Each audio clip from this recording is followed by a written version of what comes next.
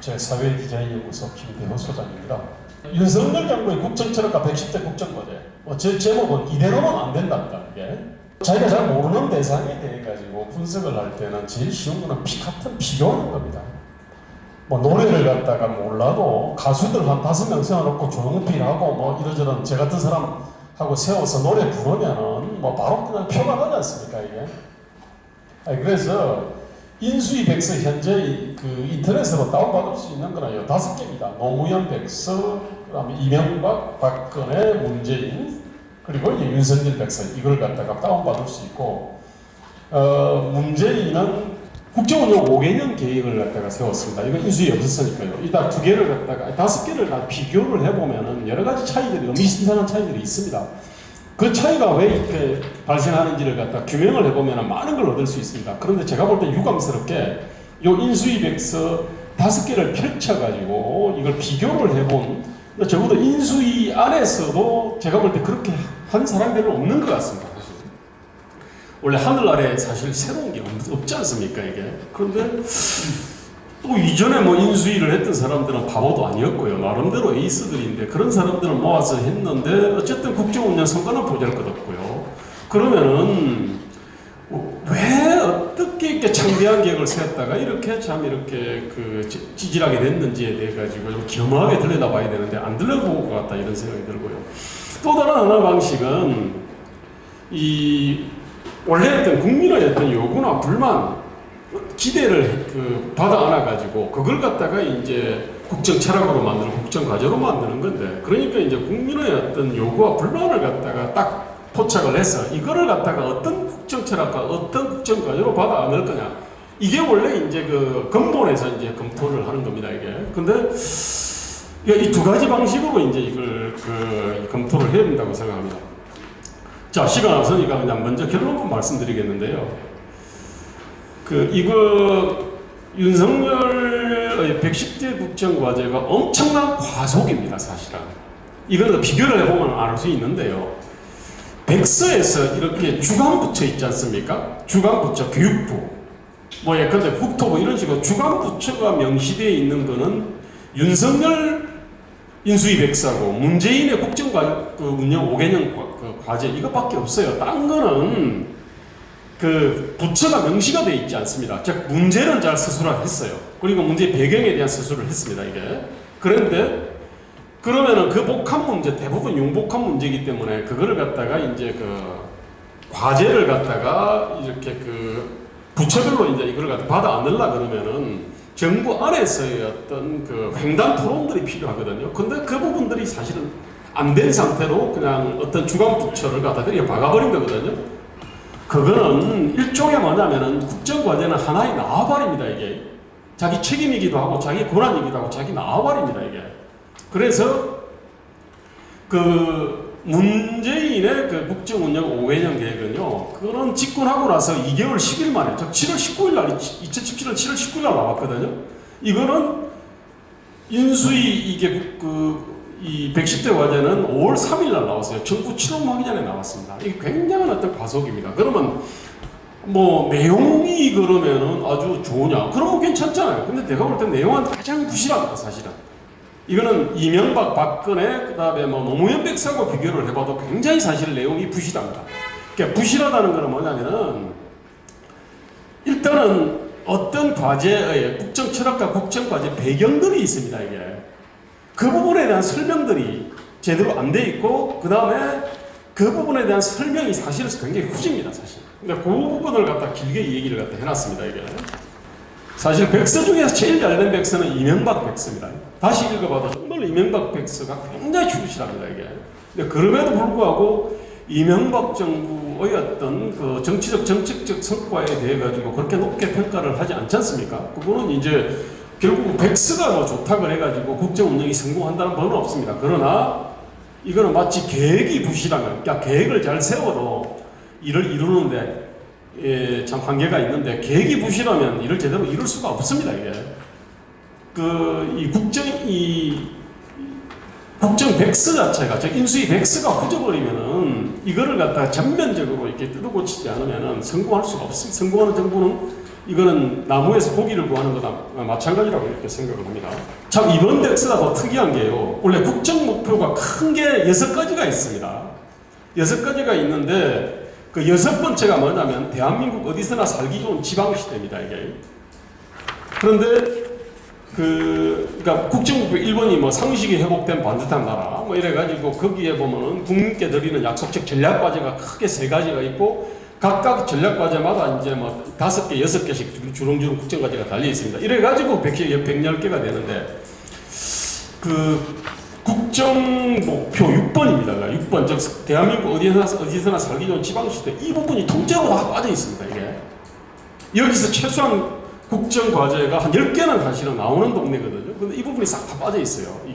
이게 이제 김병준 이 균형발전 특위장이잖아요. 근데 이 부분이 노무현 때도 이 지방균형발전 TF 팀장을 했어요. 이게 그러니까 한국에서 어쨌든 지방균형발전이나 자치분권과 관련해 가지고는 사실은 한국에서 제일 어떤 이 경험과 지식이 풍부하다고 해도 과언이 아닌 사람인데 어쨌든 그분이 책임을 맡았는데 거기 쏙 다 빠져 있어요. 근데 그런 이분이 이제 기자간담회 때 이제 발표했던 거 보면은요, 상당히 어떤 담대한 어떤 이 개혁 과제들을 제시를 했습니다. 예를들면은 뭐 양도세와 법인세의 어떤 대표 감면 또는 어떤 이연 혜택을 주는 거, 뭐 기업이 필요로 하는 규제를 대폭 완화하는 거, 그 다음에 교육 자유구역 있잖아요. 경제 자유구역이 아니라 교육 자유구역을 설치하는 거, 그리고 지방자치단체가 그 기회발전 지역을 선정하면은 기회발전 지역의 어떤 기본 구조를 설계하는 책임과 권한을 지방자치단체에게 맡기는 내용, 뭐 이런 내용들이 들어있어요. 만약 이것이 들어가면은 그러면은 이제 각 부처들에서 부처들의 어떤 그 과제들이 영향을 많이 받습니다. 이게 그 다음에 책임 부처들이 막 바뀌게 돼 있거든요. 어쨌든 그렇게 돼 있습니다. 또 다른 하나는 이 공공기관과 공무원의 어떤 기득권 문제인데 이명박 백수하고 비교해보면요. 이명박 백수는 크게 5대 과제 중에 하나가 섬기는 정부였어요. 그리고 그 첫 번째 과제가 예산 10% 절감 추진이 있고요. 그 밑에 공공기관 경영 혁신이 있습니다. 그 다음에 이제 그 배경에 대한 설명 얘기가 뭐냐면은 이렇게 되어 있습니다. 공공기관은 감시와 견제의 부족으로 신이 내린 직장, 신도 부러워하는 직장이라 불리며 방만한 운영의 대명사가 된 지가 오래됐다. 어쩌고저쩌고 이렇게 쭉 돼 있어요. 뭐 그 다음에 뭐 신의 직장, 철밥통으로 뭐 철밥통 이런 말들이 막 나오거든요. 이게. 자 그런데 지금 윤석열 백스에서는 이게 이제 15번이 이제 공공기관 혁신입니다. 이게. 그 내용이 뭐냐면 공공기관 스스로 인력 효율화, 출자회사 정리 등 추진 시 인센티브를 부여하여 자율혁신 유도한다. 공공기관 스스로한테 맡긴다. 이런 얘기입니다. 이거 현실을 아는 사람들은 다 웃을 만한 얘기입니다. 이게. 근데 그렇게 돼 있습니다. 이게. 그러니까 이명박 때의 어떤 그거하고는 확연히 지금 차이가 납니다. 이게. 그 다음에 공무원에 대해서 10번을 언급을 해요. 그런데 이전에 이제 공무원 17만 명 정원을 갖다가 한 게 문재인 정부지 않습니까? 그럼 거기에 대해 가지고 뭔가 어떤 대응하는 뭔가가 있어야 되는데 이 110대 국정과제를 통틀어서 공무원을 10번 언급하는데 그 10번 언급한 내용이 뭐냐면은 공무원을 보호하고 사기를 제거하고 공무원 교원 노조의 어떤 근로시간 면제제도 있지 않습니까? 이게 뭐 그런 내용하고 공무원 디지털 역량 강화를 하는 그 다음에 공무원 연금이나 특수직 연금이나 말 자체가 없습니다. 110대 국정과제 전체 다 들어봐도요. 이 얘기 하나도 없습니다. 그 다음에 이제 전반적으로 보면 이게 그 정부 부처하고 직업 공무원, 우리가 널공이라 그러는데 널공의 어떤 안목이나 이해 요구가 아주 과다하게 이제 그 반영이 된 그 징후가 뚜렷합니다. 제일 대표적인 게 뒤에 우리 김성욱 교수님이 아마 자세히 발제하겠지만요. 요 교육 관련된 어떤 국정 과제를 보면은 과제 이름이 이렇게 되어 있습니다. 100만 디지털 인재 양성. 이걸 교육부가 한다? 웃긴 얘기입니다, 이거. 그 다음에 모두를 인재로 양성하는 학습 혁명? 모두를 인재로 만든다? 말도 안 되는 소리입니다, 이게. 그 다음에 국가교육 책임제를 강화하고 교육국채를 해소한다? 이 역시도 말이 안 되는 얘기입니다, 이게. 사실 지금 현재 교육 문제의 어떤 본질은 누가 봐도 기본적으로 어떤 교육 공급자들, 원래 이제 교육 수요자들, 학생, 학부모, 기업, 산업, 지역사회 등 교육 수요자들의 선택권 있잖아요. 이게 바로 자유입니다. 이거를 갖다 확대 강화를 하고 거기에 대해 가지고 교육 공급자들은 수요자를 만족시키기 위한 경쟁을 하는, 이게 뭐냐면은 전 세계의 어떤 교육 문제를 풀어나가는 기본 솔루션입니다, 이게. 그런데 한국은 교육 수요자의 어떤 선택권을 갖다가 틀어막고, 즉 선택 자유를 틀어막고, 교육 공급자들의 어떤 이 기득권을 국가의 법령을 통해 가지고 보호를 해왔습니다. 여기서 생긴 수많은 문제들이 이제 있는데, 근데 지금 여기 국정운영 110대 국정과제에는 그 문제의식 자체가 없습니다. 지금 누가 봐도 지금 우리나라 지금 이 지방교육재정기부금법에 의해 가지고 초중고등학교 교육 쪽에는, 공교육 쪽에는 예산의 홍수가 사실 일어나고, 그다음 평생교육이나 대학교육 쪽은 완전히 어떤 예산 가뭄이 일어나는데, 이러한 어떤 문제들을 해결을 하려고 하는 어떤 이 문제의식 자체가 없어요. 근데 지금 이제 이 엄청난 홍수가 터져나는 예산들을 갖고 있는 데서는 어떻게든지 명분을 만들어서 예산을 써야 될 거 아닙니까? 그 예산 쓰는 게 바로 지금 현재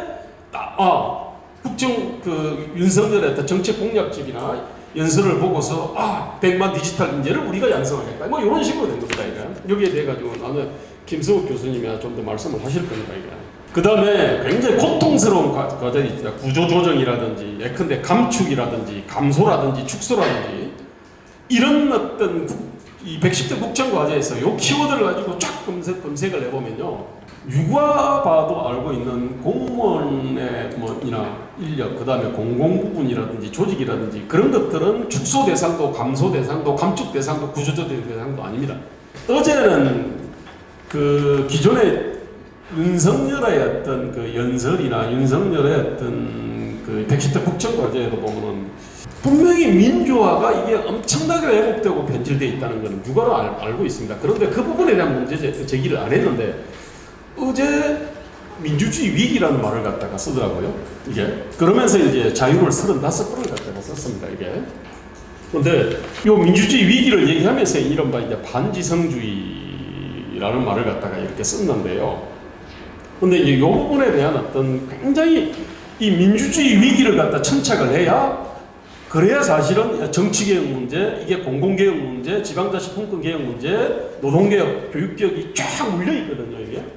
근데 이제 이 민주화의 문제, 민주주의 위기 문제를 갖다가 제대로 천착을 하지 못하면은, 그러면은 정치개혁, 정부개혁, 공공개혁, 그 다음에 지방자치분권개혁, 그 다음에 노동개혁, 교육개혁들이 전체가 다 이렇게 토대가 부실하면은 위에 건물들이 올라갈 수가 없습니다. 그래서 지금 그런 문제를 갖다 안고 있어요, 이게. 그럼 사실은 민주주의 위기 문제에 대해 가지고 뭐 이러저런 얘기를 했는데, 원래 이제 대학으로 치면 인문학의 어떤 관점에서 보면요, 어떤 서사의 어떤 부실의 문제 있지 않습니까, 이게?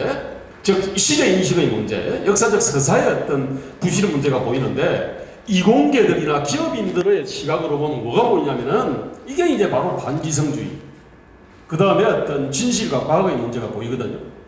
그런데 지금 반지성주의란 말은 저희가 이제 윤석열의 모든 연설문 73차례 연설하고, 그 다음 20차례 가까운 토론들하고 이걸 갖다 다 분석을 했는데, 반지성주의라는 말은 전혀 이렇게 검색이 안 됩니다. 이거는 이제 갑툭튀입니다. 갑자기 톡 튀어나왔던 겁니다, 이게. 근데 이제 이거는 뭐냐면은, 아마 지금 윤석열이 계속 지금 진화 발전하는 어떤 과정에 있다고 생각되는데요. 제가 볼 때 중요한 측면이 맞습니다. 반지성주의 맞습니다. 그리고 과학과 진실의 문제 맞습니다. 이게 중요합니다. 그런데 더 근원적으로 중요한 거는 역사적 서사의 문제 있잖아요. 저 어떤 부정비리 백화점인 이재명 후보의 어떤 가공할 만한 지준, 그 다음에 위선과 거짓과 모난의 대명사인 문재인의 어떤 가공할 만한 어떤 임기말까지 지속되는 지지율의 뿌리는, 이거는 그쪽이 여태까지 100년에 걸쳐가지고 개발을 하고 유포 확산시킨 이른바 민주화 서사의 문제 있지 않습니까? 자기들은 어떤 동학혁명으로부터 시작해가지고 항일 운동을 했고, 그 다음 반독재 민주화 운동을 했고, 뭐 이러저러한 서사들이 있습니다. 그러면서 마치 김구나 노무현은 십자가에 매달리는 예수처럼 돼 있고요. 전태일도 마찬가지입니다, 이게. 그런 어떤 그 서사의 힘인데, 근데 이쪽은 이른바 이제 자유, 보수, 애국 충돌을 얘기하는 쪽은 그 서사 자체에 대한 필요성도 모르죠, 사실은. 허술하기도 하고.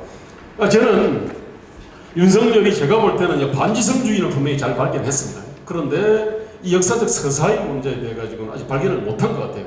저희 책에서는 이제 그런 부분들을 갖다 대단히 강조를 갖다 했습니다. 다 얘기할 수는 없고요. 딱 한 가지만 말씀드리겠습니다. 이 자유에 대해 가지고 어제 35번을 얘기했는데, 저희가 이제 이 출마 선언문에 저희가 22번이 나옵니다. 그런데 그 중에 8번은 자유민주주의를 얘기를 해요. 그 다음에 경북선대위 있잖아요. 거기서도 17번인가를 얘기를 하고, 그 중에서 7번이 자유민주주의 얘기입니다. 그런데 이번에는 자유를 35번 했는데 자유민주주의는 3번밖에 얘기 안 했습니다. 나머지 32번이 전부 자유입니다, 이게. 그런데 보통은 어떤 이 자유민주주의를 얘기하는 경우는 기본적인 어떤 이 주적 있잖아요. 주된 대립물을 전체주의나 인민민주주의, 민중민주주의를 갖다 상정을 한 얘기거든요. 그런데 이번에는 이제 그런 얘기 하지 않았어요. 자유를 갖다가 그동안 한국에서 사실은 보수 정당들이 자유를 굉장히 말하기 꺼렸습니다. 왜? 자유 말하면 이거는 꼭 반공주의라고 했어요.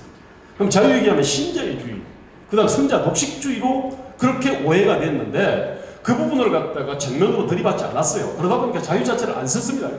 근데 이번에 이제 윤석열이 썼는데, 지금 윤석열이 딱 보니까 자기 스스로 쓴 거로 추정이 되는, 알려져 있는 그 연설에서는 자유를 굉장히 강조를 합니다. 그런데 메시지였던 그 담당자들이 쓴 초안을 잡은 연설문들이 있습니다. 그 중앙선대위 출범 선언문하고요, 그 다음 후보 수락 연설문 이런 건데, 이쪽에서 저희 두 번밖에 안 써요. 아주 안 씁니다, 이게. 그러니까 보니까 윤석열의 어떤 이 본색은 자유전사가 맞습니다, 이게. 근데 문제는 이 자유전사가 생각하는 자유가, 제가 이제 여기 이 책에서 보면은 윤석열의 어떤 이 가치어들 있잖아요. 자유, 법치, 공정, 상식, 통합, 균형, 이런 거 쫙 있지 않습니까? 이 가치어들의 분석을 한 40쪽가량을 했습니다, 여기에. 근데 그 중에서 가장 길게 분석한 것이 사실은 자유입니다. 근데 이 자유에 대해서 보면은 그 자유라고 하는 것들은 원래 어떤 이 목적입니다. 자유, 생명, 이게 안전, 이런 것이 목적이고 민주화 공헌은 수단입니다, 이게. 그 부분에 대해서 위계를 갖다가 명확하게 한 어떤 그 워딩들은 사실은 있습니다. 그런데 이 자유라는 것들은 기본적으로 재산권, 영업권으로 연결이 됩니다.